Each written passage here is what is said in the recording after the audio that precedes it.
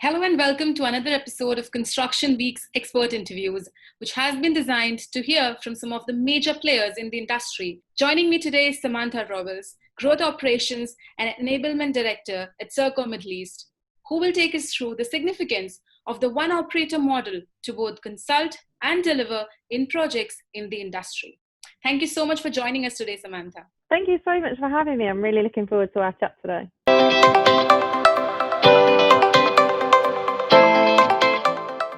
So let's start off with the first question. I know everyone wants to understand, what is the one operator model exactly? So this is really a model that we're talking about where traditionally I think a client might hire a consultant to do a piece of work where they review their organisation or look for ways that they can, let's say, potentially find efficiencies or doing things differently. And a consultant would put together a plan and a set of recommendations, and then the client would separately procure an operator such as Serco to come along and to take that plan and set of recommendations and deliver on those set of recommendations. Okay, so to understand a little more in detail, what are some of the benefits of having one operator to consult and deliver in a project, specifically in the industry at the moment? Yeah, it's a great question. So I think there are three main benefits of having just one company do this instead of the model that I just suggested. The first one being that you get a solution that works and will deliver on its promise. You hold the same party to account, giving clients certainty of delivery and success. And you also drive operational time, cost efficiencies using just one party, because it's only one procurement cycle, and the knowledge that's gained in the consultancy stage drives seamlessly through to delivery. So it's a much better, more efficient model to use one company to both consult and deliver. How do you think having a one operator model could convert into a project's success in the post-COVID world? It's a really great question again. And I'll give you a real life example, I think, to kind of try and bring it to life. So throughout COVID, we have been delivering consultancy work for some of our key clients in both the UAE and Saudi using what we call our Serco maturity assessment model. And this delivers a review of our clients' organisations, policies, procedures and setup in their operations and maintenance space. And this is benchmarked against international best practice. And what we produce for our clients has been robust reports and recommendations of areas for improvement and tangible identification of where savings can be made, both quick wins and transformational.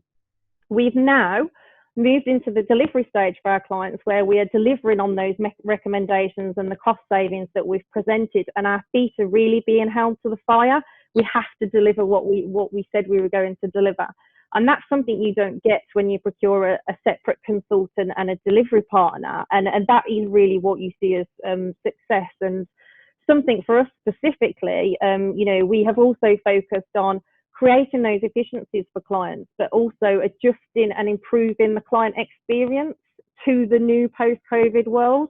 So we've used our Experience Lab consultancy brand, our in-house Serco brand, to actually do empirical research to link the two things together. So we've been able to drive efficiencies for our clients and also improve and adapt customer end user experience of facilities and experiences at the same time. So that's been really key. Obviously, right now is the time when most of the stakeholders in the industry are actually facing liquidity crunch.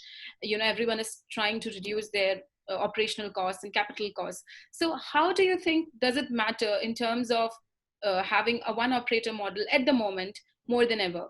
Yeah, I think it really does. Coming out of COVID, clients are absolutely looking for cost savings and efficiencies, and they need them delivered quickly. They need them now. Everybody's hurting, from the impact of COVID. They don't have the time or the money to pay a consultant to do an expensive piece of work and produce a set of recommendations and a plan, and then go and procure a delivery company like a Serco to come along and say, well, the plan isn't actually achievable and we can't execute on it. It's very theoretical, it's not ingrained in, doesn't have the delivery expertise that we have as an operational company. And so this model really allows operators to do a consultancy piece of work to achieve a real plan and a real set of recommendations by the experts in actual delivery.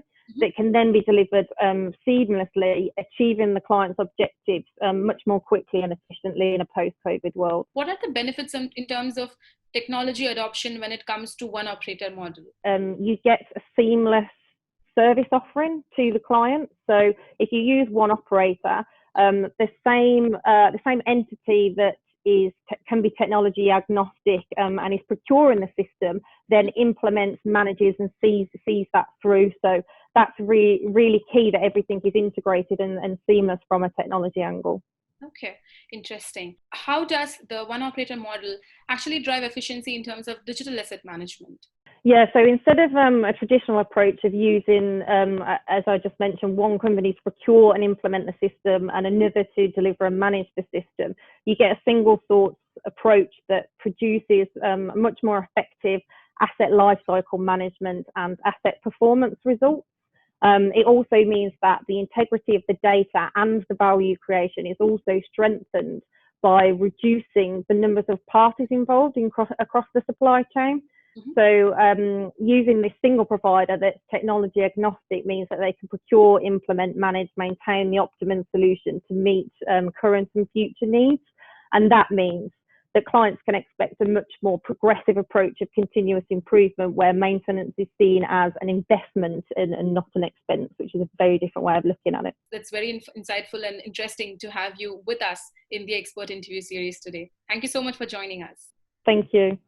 To all those who are watching, please don't forget to hit the like button, share the video, and subscribe to our YouTube channel to stay up to date with our latest video content.